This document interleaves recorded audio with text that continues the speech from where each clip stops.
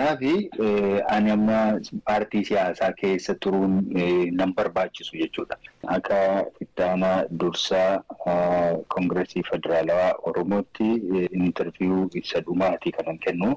Waggoonni dabran kun akka malee akka itti ulfaatee fi kana booda gartee dhaaba siyaasaa keessaa bahee jireenya mataa isaa jiraachuu akka barbaaduu fi biyyatti osoo deebi'ellee fuleen hunda gartee mootummaa poodiyoodhaa kun cuccufee waan jiruuf akka gartee silaa seerri isaaniif hayyamutti gabbee uummata kanaaf qabsaa'uu waan hin dandeenyeef yookaan hojuma dhuunfaa isaatillee hojjetee jireenya mataa isaa takkaa'uu maatii isaa jiraachisuu waan hin dandeenyeef biyya alatti hafuu murteeffate jechuudha. Uummanni keenya bakka hundumaatti argamtan guutummaa addunyaatti Itoophiyaa keessas Ameerikaattis bakka biroottis kan argamtan yeroo ammaa kanatti wanta isinii dabarsuu barbaadu tokko qabna. Waan poolitikaa Oromoodhaa dubbachuullee dhiibnee jirra. Haa ta'u garuu guyyaa irraan kanaa dhimma tokko irraa dubbachuudhaan barbaada. Obbo Baqqalaan jijjiirama siyaasaa biyya deebi'uu isaanii yaaddessaa taasisee wayita ibsan akkana jedhan. Waggaa tokko as inni jiru immoo keessummaa baay'ee kan nama gaddisiisu ta'uu Obbo Baqqalaan dubbatan.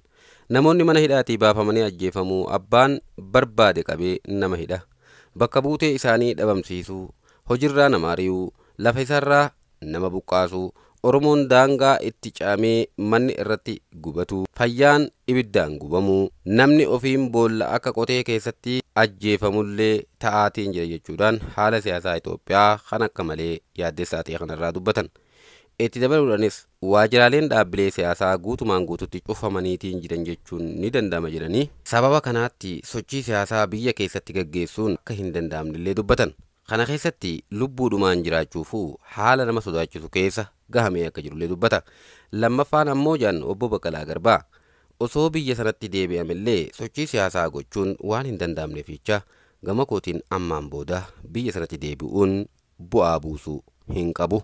Kanaafuu biyyuma tana turuutuuf narra jira jedheen dhiyeenyuma kana murteeffadhe jedhama. Qondaalli dhaaba mormituu Obbo Baqqalaa Garbaa hooggansa dhaaba kaafa'oo keessaa bu'uuf murteessuu BBCtti himan dabalataan waggaa fi ji'oota muraasa dura biyya Ameerikaa deemanitti yeroo ammaa kuuluu galtummaa gaafatus dubbataniiru. Obbo Baqqalaan yaa'ii waliigalaa dhaabichi bitootessa waggaa darbe keessa taasiseen dura taa'aa dhaabichaa ta'uun akka itti fufan filatamanii turan. Qondaalli kun murtee kanarra kan ga'an haala biyya keessa jiru bu'uura godhachuun ta'uu ibsaniiru. Galaana Balaayitu dubbise. Biyya kana eegannu fi amma waggaa tokkoo fi ji'a 3 ol ta'eera. Amma kana keessatti waan baay'een jijjiiramaniiru.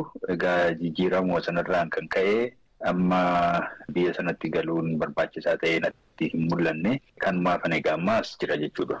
Kanaaf amma erga achi geessanii haalota biyya keessaa kamtu biyyatti deebi'uun akka yaaddessaa isinitti ta'u godhe sababa ta'e. Waggaa tokko asitti biyya sana keessatti wanti raawwate baay'ee guddaadha. Walumaa gala egaa mootummaan jijjiiramaa jedhamee hundeeffameetiin booda biyyi sun haala hamaa keessa seentee jirti. Garuu immoo waggaa tokko as inni jiru immoo hundumaa caalaa kan baay'ee nama gaddisiisudha. Dhaabbilee siyaasaa guutummaadhumatti cufamaniiru jechuudhaaf hin danda'ama. Kanaatiif sochiin siyaasaas biyya keessatti gaggeessuun hin danda'amu. Amma jiraachuudhumaaf iyyuu haala nama yaaddessuu fi haala nama sodaachisu keessa gahameera. Lammaffaa immoo biyya sanatti yoo deebi'ames sochiin siyaasaa gochuun sababii hin danda'amneef biyya sanatti galuun yookaan biyyatti deebi'uun faayidaa waan hin qabne ta'ee waan mul'ateef ani gara kootiin ammaan booda biyya sanatti deebi'uun faayidaa hin qabu, bu'aa buusuus hin qabu. Kanaatiif biyyuma kana turuutu narra jira kan jedhu dhiyoo kana murteeffadhe.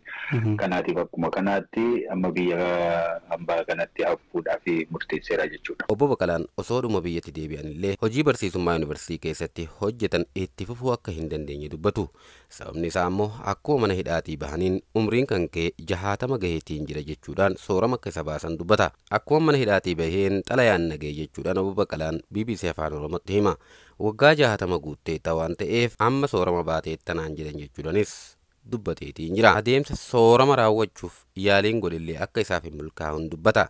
Umrii koo guutuu waan itti dadhabee turellee argachuu hin dandeenye kan jiran Obbo Baqqalaan harka koo duwwaa biyya hambaatti galuun dirqama natti ta'eetiin jira jedha. Obbo Baqqalaan haala amma jiruun biyyatti deebi'anii sochii siyaasaa gochuu akka hin dandeenye hima. Iddoo biraatti qacaramanii hojjechuufillee haalli rakkisaa ta'uu muuxannoo amma dura isaan mudateerraa dubbataniitiin jirani. Haala kanaan ammoo biyyatti galuun koo qabsoo godhamuuf waan gumaachuu hin qabu jedheetan amana biyyuma kanatti hafuudhaafillee murteessiitiin jira jechuun akka kologaltummaa gaafate hima. Haalli biraanis biyyatti hooggalee amma hojiirra hin jiruanii waggaa 60 guuteetti naan jedhanii hojii hojjechuu akka hin dandeenye waajjira duraan keessaa hojjechaa ture yuunivarsiitii Finfinnee natti himeera. Soorama na baaseera. Sooramni yoo naa kaffaluu baateyyuu soorama na baaseera. Kun kan ta'e erga mana hidhaatii baataniiti? Akkuma mana hidhaatii bahanii xalaa naan gahanii waggaa 60 guuteetti sababii ta'eetii fi amma sooramaan baateetta naan jedhanii soorama koollee pirooses gochuudhaaf yaaliin godhe isin milkoofne kanaatiif isas argachuu hin dandeenye waan hojjechaa ture. Umurii koo guutuu waan itti dadhabaa ture hundumaa dhiisee biyya ambaatti harka koo duwwaa galuun dirqama natti ta'e jechuudha. Biyyattii hongalee tokkoffaa sochii siyaasaa gochuu hin danda'u. Lammaffaa hojii irratti boba'ee jiraachuudhaafis hin danda'u. Kanaatiif asiinis haa ta'u achiinis biyyatti galuun homaa ammaan booda faayidaa waan qabu qabsoo kanaatiifis immoo waan gumaachuu waa tokkollee jira jedhee sababiin hin amannee fi biyyuma kanatti hafuudhaaf murteesse jechuudha. Biyyi sun jireenya kootiif sodaachisaadha jedhee beeksifadheetan jira. Iyyata koo kanarraa fudhatanii jiru. At risk jedhamuun ogeeyyii biyya dhaloota isaanitti lubbuudhaan jiraachuun isaan yaachisuuf carraa US jiraachuu dandeessu mijeessuu haala kennee fi akka turee fi didanii biyyatti akka galan illee dubbata. Wayita biyyatti deebi'an illee irra deebiidhaan hidhamaniitiin jiru. Bara 2018 hidha irraa gadhiifamanii gara US'tti wayita imalan dhaabbatichi carraa achi jiraachuu yeroo lammataatiif mijeessee fi amma booda Baqqalaan biyyatti deebi'uun qabsoo karaa dhaaba isaanii eegalan itti fufuudha filataniitiin deemaa hin jiru. Maqaa paartiitiin biyya sana keessa taa'ee ummata sochoosaatillee hin jiru. Ummata sanaaf hojjechaa hin jiru. Kanas gochuudhaaf carraansaa akka hin jirre obbo Baqqalaan dubbata. Haala siyaasaa ibsan kana irratti hundaa'uudhaan dhaaba siyaasaa keessa turuunis hoggansa dhaabichaa harkaa qabaachuun illee bu'aa hin qabu jechuun gadhiisuu isaanii beeksisaniitiin jiranii. Tarii akka itti aanaa dursaa Koongiresii Federaalaa Oromootti afgaafii isa dhumaati kan hin kennu jechuudhaanis yaada dabalanii. Kanaaf ani amma paartii siyaasaa keessa turuun nan barbaachisu jechuudha.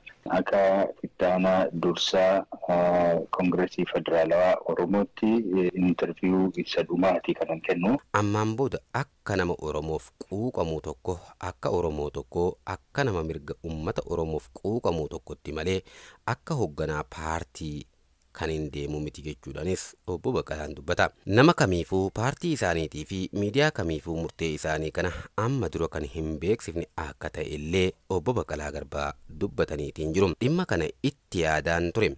Faayidaan isaa naaf ifuu waan hin dandeenyeef dhiyeenyuman murteesse jechuun obbo Baqqalaan dubbata. Dhaaba isaanii kanaan quuqama guddaa kan qabu yoomillee taanan dantaa saba isaanii dabarsanii kan hin kennine kan hin gurgurre hamma wareegamaatti namoota deeman jaalleewwan gurguddaan keessaa qaba. Isaan kanneen wajjin gidiraa meeqa kan hin fudhadhe isaanii fi ammallee kabajaa guddaa akka qabu obbo Baqqalaan dubbata.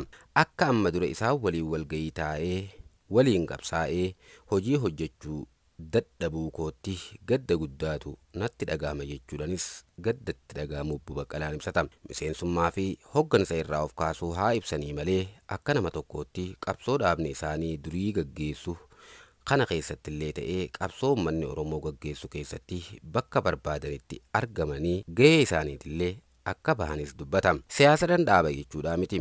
Waa'ee saba koo dubbachuudhaan dhiisa jechuudha miti. Karaa barbaachisaa ta'een qabsoo kana keessatti qooda fudhannaan koo raawwateera jechuudhas miti jedhani. Bakka Oromoon na barbaadutti, bakka dhaabni Oromoo kamuu na barbaadutti, bakka dandeettiin koo barbaadamutti nan argama jechuudhaanis obbo Baqqalaa Garbaa dubbataniitiin jiru. Dhaaba KFO keessatti dhiibbaan kamuu akka isaan mudatee hin beeknee fi dhaaba kanaaf caala qaamni isaan amananii fi kabajan akka hin jirre dubbatani. Dhiibbaan tokkollee karaa kamiinillee karaa paartii sanaas ta'ee akka dhuunfaatti kan narra ga'e hin jiru jechuun obbo Baqqalaan dubbatanii. Kabaja guddaadhaan waliin hojjenne kan jedhan obbo Baqqalaan osoo mijjatee kabajaan gaggeeffamanii hawwii isaanii akka ture dubbatanii. Akka mana guddaa tokko jaarmayaa guddaa akkan dhiisetti gadda guddaatu natti dhagahame jechuudhaan obbo Baqqalaan dubbatanii. Obbo Baqqalaan biyya hambaa taa'anii hoggansa dhaabaa irra jiran qabatanii turuun faayidaa hin qabu sababa jedhuun hoggansa dhaabaa dhiisuu wayita beeksisan murteen koo kun dhaabicha ni laaffisa jedhee hin amanu jechuudhaanis dubbatanii. Amanamummaa fi dhugaa qofa irratti hundaa'uun qabsaa'aa akka turan kan dubbatan obbo Baqqalaan waahillan isaanii kaanis akkasumatti hojjechaa akka turanii fi akkasumatti akka itti fufan abdii qaban himanii.